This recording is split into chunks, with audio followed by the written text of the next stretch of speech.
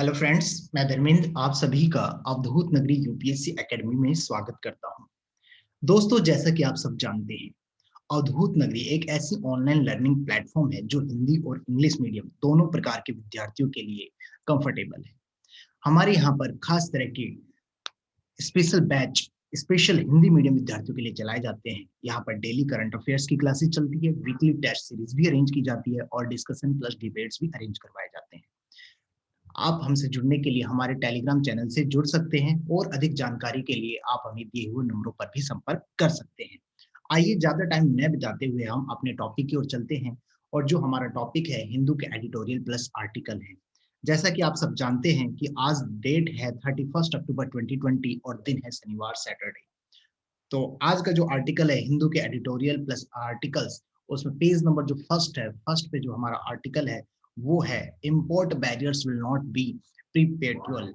Means इसका मतलब ये हुआ कि जो इम्पोर्टिंग वाली चीजें, इम्पोर्ट बैरियर्स मतलब इम्पोर्टिंग जो चीजें है, barriers will not B particle, वो स्थायी नहीं है। इम्पोर्ट बैरियर्स जो है वो स्थायी नहीं है। तो इसका कहने का मतलब क्या है, देखिए एक्चुअली आर्टिकल में कहा क्या गया है। आर्टिकल में कहा गया है कि any tariff protection to promote local manufacturing in India, ऐसी कोई भी टैरिफ, ठीक है, ऐसी कोई भी टैरिफ प्रोटेक्शन जो कि लोकल मैन्युफैक्चरिंग को प्रमोट करे, will come with in built sunset clause, NITI Aayog vice chairman Rajiv Kumar said on Friday. मतलब यहाँ पर ये बताया गया है कि जो शुक्रवार को नीति आयोग के वाइस चेयरमैन राजीव कुमार जी ने कहा है कि मतलब यानी कि जो भी टैरिफ प्रोटेक्शन है वो लोकल मैन्युफैक्चर को इंडिया में प्रमोट करेगा। और asserting that country self reliance mission must be equated to it becoming a protectionist and closed economy.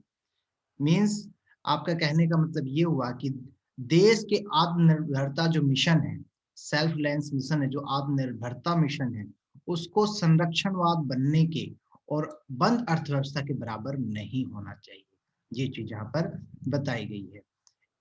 ठीक है, इस प्रकार से अब देखिए आगे क्या कहा है। आगे कहा है the government is set to extend the production. Government जो है कि सरकार जो है आत्मनिर्भर भारत का जो पैकेज है, पीएलआई जो है, पीएलआई स्कीम जो है, ठीक है, चाहे वो आपके फार्मास्यूटिकल से हो, मेडिकल से हो या इलेक्ट्रॉनिक से संबंधित हो, ठीक है, इनके उत्पादन को 6 और क्षेत्रों में, 6 सेक्टर में और विस्तारित करने का इरादा है। तो घूम फिर के पूरे आर्टिकल में एक बात कही गई है कि बात ये कही गई है कि जो नीति आयोग के वाइस चेयरमैन राजीव कुमार जी है, उन्होंने शुक्रवार को देश के आत्मनिर्भरता संरक्षण, जो आत्मनिर्भरता मिशन है, उसको संरक्षणवाद बनने और बंद अर्थव्यवस्था के बराबर ना होने की बात कही है।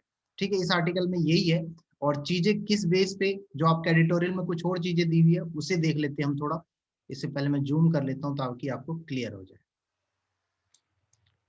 देखिए यहाँ पर बताया गया है, पहला, एक तो मैंने बता दिया राजीव कुमार जी ने कहा है, ठीक है, वाइस चेयरमैन है नीति आयोग के, उन्होंने कहा है, ठीक है।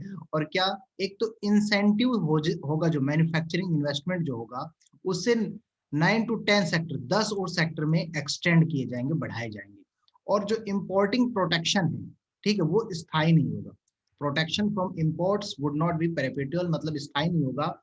और इंडिया नॉट टर्निंग इनटू, और इंडिया को मतलब यानी कि एक बंद अर्थव्यवस्था के अंदर भी नहीं हम बदलने देंगे, ये चीज बताया गया है। और इंसेंटिव जो है ऑपरेट करेंगे एक ट्रेडिंग रूल फ्रेमवर्क के रूप में। यहाँ पर ये सारी चीजें राजीव जी द्वारा कही गई है। ठीक है, यहाँ पर इस आर्टिकल में हमारे यही सारी चीजें बताई गई थी। आइए फिर हम आगे चलते हैं। अगला जो पेज है, पेज नंबर 2, इसमें है एक आर्टिकल हमारा, air quality remains in very poor category. Guys ये आर्टिकल हमारा जो AQI है, एयर क्वालिटी इंडेक्स से संबंधित, लगभग डेली आ रहा है, डेली। और मैंने कल के आर्टिकल में आप लोगों को बताया था, कल परसों के आर्टिकल में, कि AQI क्या है, ठीक है, CPCB बोर्ड क्या है, सफर क्या है, ये सारी चीजें तो आप लोग पीछे के वीडियो देख सकते हो, उसमें ये चीज आपको क्लियर हो जाएगी। यहाँ पर मैं आपको थोड़ा बहुत बता देता हूँ। जो मेजरमेंट की जाती है वो कलर कोडिंग के रूप में की जाती है। याद रखना, जो AQI की मेजरमेंट की जाती है वो कलर कोडिंग के रूप में की जाती है, जैसे कि यहाँ पर दिया हुआ है। अगर मान लीजिए AQI में न्यूमेरिक वैल्यू 0 से 50 तक आता है तो गुड है वो। अगर 51 से 100 तक, मतलब 51 से 100 तक आता है तो सेटिस्फैक्ट्री है। अगर 101 से लेके 200 तक आता है तो वो मॉडरेट है। और 201 से लेके 300 तक आता है तो उसकी कंडीशन जो है वो पुअर है। और 301 से 400 तक आता है तो वो उसकी कंडीशन वेरी पुअर है। और सबसे खतरनाक जो डेंजरस, मतलब डेंजरस तो यहाँ से शुरू हो जाती है, ये जो कैटेगरी है सबसे डेंजरस वाली है, ठीक है। इसका हमारे हेल्थ पे काफी ज्यादा इम्पैक्ट पड़ता है। तो ये सारी चीजें आपको देखना है गाइस। एक तो आपको देखना है व्हाट इज AQI, एक देखना है आपको व्हाट इज सफर, और एक देखना है व्हाट इज CPCB। ठीक है, ये चीजें आपको खुद करना है। बाकी मैंने थोड़ी बहुत चीजें यहाँ पर बता दी है, क्योंकि मैं इन चीजों को पिछले आर्टिकल्स एडिटोरियल में करवा चुका हूँ आप लोगों को। अगला जो आर्टिकल है हमारा इसी पेज पर, lawyer seeks consent for proceedings against CBI DIJ। इसमें क्या है, मतलब यानी कि ये जो एक न्यूज है, इस न्यूज में हमारे लिए इंपॉर्टेंट क्या है, CBI। याद रखना, मैंने आपको पहले भी परसों भी बताया कि CBI इंपॉर्टेंट है, ठीक है। एक टॉपिक उससे भी आया तो उसमें भी न्यूज आई थी। तो CBI मीन्स CBI क्या है, उसका हेडक्वार्टर कब कहाँ है, फाउंड कब हुआ, ये सारी चीजें आपको देखनी है, ठीक है।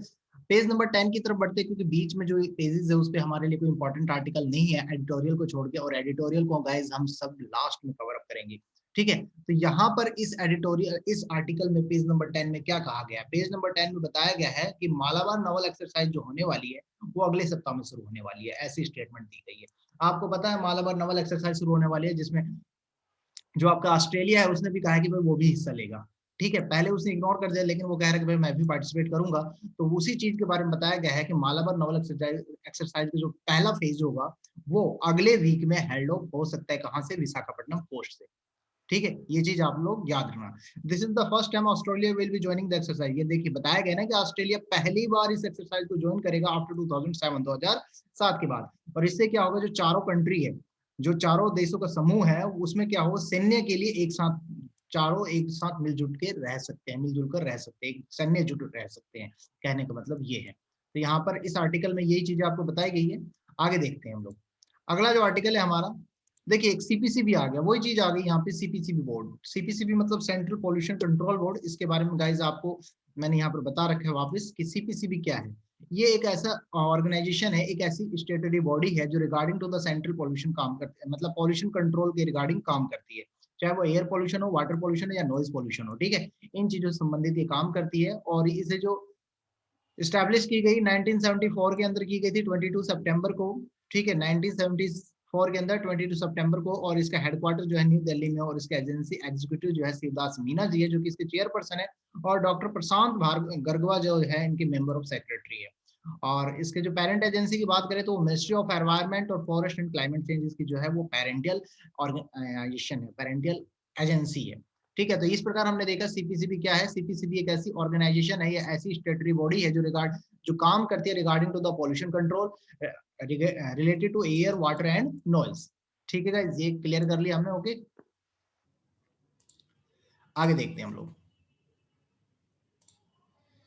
पेज नंबर 14 की तरफ बढ़ते हैं। पेज नंबर 14 पर एक आर्टिकल आया, 15th finance commission to be hand in report on November 9। मतलब 15वें फाइनेंस कमीशन है जो उसकी रिपोर्ट नवंबर 9 को सौंप दी जाएगी। कहां पे सौंप दी जाएगी, नरेंद्र मोदी जी को, प्रधानमंत्री जी को ये रिपोर्ट सौंप दी जाएगी। तो यहाँ पर इस आर्टिकल में क्या कहा गया है, किस चीज की रिपोर्ट है ये, आइए देखते हैं गाइज। यहाँ पे लिखा है कि 3 years after it was constituted, the 15th Finance Commission has finalized its reports for fund devolution from the center to state for the 5 year।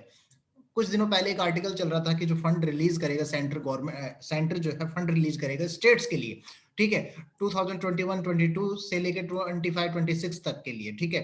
तो उसमें क्या है, वही मतलब ये बताया गया है, जो 15th फाइनेंस कमीशन मिशन जो गठित हुई है, इसी के मतलब यानी कि इसके 3 साल बाद, इसके 3 साल बाद, मतलब the 15th finance commission has finalize, कि 15वीं फाइनेंस कमीशन ने ये फाइनल किया है कि अपनी रिपोर्ट को, जो कि वो सेंटर जो है गवर्नमेंट स्टेट को जो मतलब यानी कि धन दे रहा है, उसकी रिपोर्ट को प्रधानमंत्री को सौंप दिया जाएगा। अंतिम रूप उस रिपोर्ट को सौंपने के लिए अंतिम रूप दे दिया गया है, मतलब फाइनलाइज वो रिपोर्ट हो चुकी है कि कैसे करना है, उसका कार्यकल्प, उसका मतलब यानी कि बाद ढांचा जो है वो तैयार हो चुका है। आगे बताया गया है the panel which had to grapple with an enlarged brief that included determining the visibility of the separate defense and national security fund as well the issue of GST compensation will submit its report to the president on November 9। ये बताया गया है कि इस panel में मतलब यानी कि एक ब्रीफ के साथ जूझना पड़ा है, एक ग्रेपल के साथ मतलब यानी कि सॉरी ब्रीफ के साथ जूझना पड़ा है। और उसमें क्या है मतलब यानी कि एक रक्षा और एक राष्ट्रीय रक्षा दोनों को निर्धारित करने के साथ जीएसटी का मुद्दा भी शामिल किया गया है। जीएसटी का मुद्दा जो है वो उसके एक क्षतिपूर्ति कर सकता है, ठीक है। और 9 नवंबर में ये फाइनल किया गया कि 9 नवंबर को इसकी रिपोर्ट जो है आगे प्रधानमंत्री मोदी साहब को इसकी रिपोर्ट सौंप दी जाएगी, ठीक है। और ये सारी चीज बातें जो हुई है चेयरमैन एनके सिंह उनकी अध्यक्षता में ये सारी चीजें हुई है। और इसके जो और सदस्य है जैसे नारायण झा जी हो गए, अनूप सिंह जी हो गए, अशोक लाहिरी जी हो गए, रमेश चंद्र जी हो गए, इन्होंने इस रिपोर्ट पे फ्राइडे को साइन किया है, सिग्नेचर किया है। और ऐसा इस स्टेटमेंट कमीशन के स्टेटमेंट में बताया गया है। और एक कॉपी जो है मैंने बताया हमारे प्राइम मिनिस्टर नरेंद्र मोदी जी को अगले महीने से सौंप दी जाएगी, ऐसा यहाँ पर क्लियर की जा रहा है। मतलब देखिए इस पूरे रिपोर्ट में आप इसका निचोड़ निकालते, इस पूरे रिपोर्ट का निचोड़ ये है कि जो अपनी 15वीं फाइनेंस कमीशन है, जो 15वीं फाइनेंस कमीशन गठित हुई है, तो गठित होने के बाद मतलब यानी कि पहली बार गठित होने के बाद इस कमीशन ने ये फाइनलाइज किया है कि अब जो रिपोर्ट जो मतलब पैसा ये केंद्र सरकार स्टेट गवर्नमेंट को देगी, ठीक है, उसकी जो रिपोर्ट तैयार, उसका जो खाका तैयार हुआ है, उस रिपोर्ट को प्रधानमंत्री नरेंद्र मोदी जी को अगले महीने तक सौंप दी जाएगी, ऐसा इसमें बताया गया है, ठीक है। आगे चलते हैं हम लोग। गाइज हमारे आर्टिकल्स जो है खत्म हो चुके हैं, जो भी इंपॉर्टेंट आर्टिकल्स थे कोशिश की थी मैंने जो जो इंपॉर्टेंट है, छोटे छोटे तथ्य जो है उन्हें हमें नहीं लेके पढ़ना है, जो हमारे सिविल सर्विस एग्जामिनेशन के पॉइंट ऑफ व्यू से इंपॉर्टेंट है गाइज, हमें उन्हीं को देखना है क्योंकि हमारे पास इतना टाइम नहीं होता। ऑलरेडी आप लोगों की स्ट्रेटेजी इसी पर सारी वेस्ट नहीं करनी है क्योंकि हमारे पास टॉपिक्स प्लस सब्जेक्ट यूपीएससी के और सिविल सर्विस के रिगार्डिंग काफी होते हैं और टाइम की कमी होती है, तो हमें उन्हीं चीजों को देखना है जो हमारे एग्जाम के पॉइंट ऑफ व्यू से काफी इंपॉर्टेंट होते हैं। तो देखिए अब हम एडिटोरियल की तरफ बढ़ते हैं। एडिटोरियल में जो इंपॉर्टेंट एडिटोरियल है, एक तो आपका आया है science of monsoons. Science of monsoons का क्या है, देखिए यहां पर बताया गया है कि India needs better science, India needs better science to prepare more effective disaster management plan. आपको पता है देखिए इसमें एक आर्टिकल आज का एडिटोरियल और है फ्लड के रिगार्डिंग। फ्लड कहाँ पे आपको पता है, हैदराबाद का, ठीक है। तो उसमें काफी ज्यादा डिस्ट्रक्शंस हो गया, काफी ज्यादा तबाही देखने को मिली है, उससे संबंधित एक एडिटोरियल आया है। तो वो एडिटोरियल हमारे लिए इंपॉर्टेंट नहीं है, ठीक है, इसलिए मैंने उसे आज कवर भी नहीं करवाया। लेकिन जिस प्रकार के डिजास्टर जो आ रहे हैं उनके मैनेजमेंट के लिए हमें एक इफेक्टिव डिजास्टर मैनेजमेंट प्लान की जरूरत है, इस चीज से ही संबंधित ये साइंस ऑफ मॉनसून का एडिटोरियल यहाँ पर मेंशन किया गया है, ठीक है। आपको पता है जो साउथ ईस्ट मॉनसून 2020 है अब की बार जो है, ठीक है, drawn to an end with the India meteorological department declaring a withdrawal of associated winds and rainfall pattern from India on Wednesday, ठीक है। मतलब यहाँ पर क्या बताया गया है, इसमें बताया गया है कि जो 8% से मतलब यानी कि जो वर्षा हुई अब की बार लगभग 8% से अधिक हुई है इस बार, साफ साफ बात कहने का मतलब ये है यहाँ पे। और 2010 के बाद पहली बार मतलब भारत में लगातार वर्षों में 88 mm की 88 सेंटीमीटर की जो लंबी अवधि के औसत का अनुमान लगा है वो पिछली बार से 100% अधिक मिला है। यहाँ पर ये सारी चीजें क्लियर की गई और इसमें यह भी बात कही गई है कि 2000 के बाद मतलब यानी कि भारत जो है India was in low patch, ठीक है, मतलब यानी कि विद सेवरल ड्राफ्ट ईयर सूखा पड़ा हुआ था, ठीक है। और फिर उसके बाद मुश्किल से ये सामान्य से वर्षा से अब की बार बहुत ज्यादा वर्षा हुई है, ऐसा यहाँ पर बताया गया है, ठीक है। तो ये सारी चीजें जो है मतलब यानी कि मेन है इस आर्टिकल एडिटोरियल का। यहाँ पर मेन मोटो क्या है मैं बता देता हूँ, यहाँ पर फालतू की चीजें आपको पढ़ने की जरूरत नहीं है। पढ़ने की जरूरत यहाँ पर ये है कि डिजास्टर मैनेजमेंट प्लान पहले तो क्या होता है, ठीक है। डिजास्टर मैनेजमेंट प्लान क्या होता है गाइस, डिजास्टर मैनेजमेंट प्लान मेरे अकॉर्डिंग आप सब समझते होंगे, मतलब ऐसे प्लान जो हमारे डिजास्टर को आने से पहले या फिर होने पे उसके इफेक्ट को कम कर सके या फिर उसे आने से पहले उसके होने वाले विध्वंस का अंदाजा लगा के उससे पहले ही हम उसके संबंधित तैयारियां कर सके ताकि क्षति कम पहुंचे, ठीक है। तो ये डिजास्टर मैनेजमेंट जो प्लान है यहाँ पर यही चीज है कि ये क्या है। तो यहाँ पर यही बात कही गई है कि जो इंडिया का जो ऐसे साइंस की जरूरत है, ठीक है, अपने साइंस को और बढ़ाने की और अच्छी तरक्की करने की जरूरत है साइंस में, ताकि डिजास्टर मैनेजमेंट प्लान को और बढ़िया बनाया जा सके फॉर फ्यूचर, ठीक है, फॉर सिक्योर टू फ्यूचर, अपने भविष्य को सिक्योर करने के लिए यहाँ पर ये चीज कही गई है। ठीक है गाइज, तो यहां पर इस प्रकार से हमने आज का जो आर्टिकल है, एडिटोरियल है, वो फिनिश कर लिया। आज में कोई खास आर्टिकल एडिटोरियल नहीं थे, लेकिन मैंने जो एडिटोरियल इंपॉर्टेंट है उसका मेंशन कर दिया था कि एक बेस्ट डिजास्टर मैनेजमेंट प्लान की जरूरत है। और भी आप लोग डिजास्टर मैनेजमेंट प्लान से संबंधित कुछ चीजें हैं जो मैंने अभी कम ही बताई है, आप लोग इसके बारे में कमेंट बॉक्स में शेयर कर सकते हैं। ठीक है, अगर नहीं करेंगे, अगर आपको बताना है कि यहाँ अलग से बताऊं, तो आप लोग इसके बारे में बता देना है। एक मेंस के क्वेश्चन के टाइप से मैं इसे डिस्क्राइब करके आपको दे दूंगा।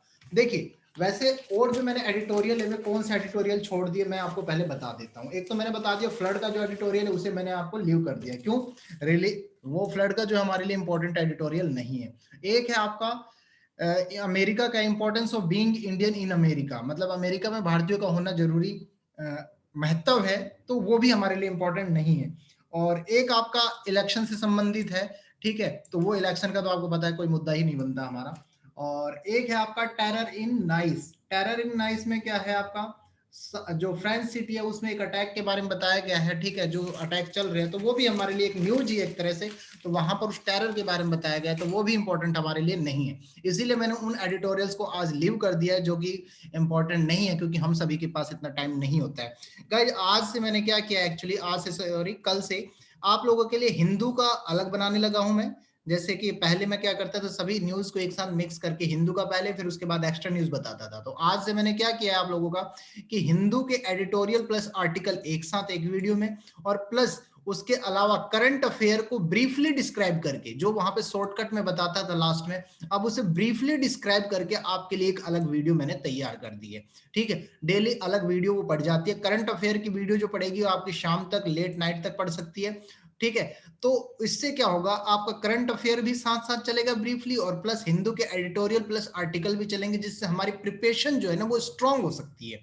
तो इसके लिए मैंने ये चीजें यहाँ पर किया है, क्योंकि वहां पर टाइम को सेविंग करने के लिए मैं जब बनाता था पहले, तो उसमें क्या होता था, दोनों चीजों को एक साथ कर देता और शॉर्ट फॉर्म में देता था, उतना ब्रीफली आपको डिस्क्राइब भी नहीं कर पाता था। तो इसीलिए मैंने दो वीडियोस कर दिए, एक करंट अफेयर के नाम से और एक हिंदू एडिटोरियल प्लस एनालिसिस के नाम से। ठीक है, तो दोनों एडिटोरियल आर्टिकल और प्लस दोनों चैनल जो है, सॉरी दोनों वीडियो जो इंपॉर्टेंट है आपके काफी, तो दोनों को आप देखा करिए। और अधिक जानकारी के लिए मैंने जैसे बता दिया वो नंबरों पर संपर्क कर सकते हैं, या फिर हमारे टेलीग्राम चैनल से जुड़ सकते हैं। तो इस प्रकार दोस्तों, अगर आप सभी को वीडियो अच्छी लगी हो तो कृपया करके इस वीडियो को लाइक करें, ठीक है, शेयर करें, सब्सक्राइब करें चैनल को, और साथ साथ कमेंट भी कर सकते हैं किसी भी सवाल जवाब के लिए। इसी के साथ आज का सेशन हमारा खत्म होता है, और लास्ट में आपको फिर से बताता हूं, इस वीडियो को पीडीएफ को डाउनलोड करने के लिए आप हमारे टेलीग्राम चैनल से जुड़ सकते हैं, या फिर वीकली टेस्ट सीरीज को भी ज्वाइन करने के लिए हमारे टेलीग्राम चैनल से जुड़ सकते हैं, जिसकी डिस्क्रिप्शन डिटेल में भी दे दी गई है, प्लस चैनल के स्टार्टिंग में भी बता दी गई है। Thank you guys, have a nice day, thanks to all of you.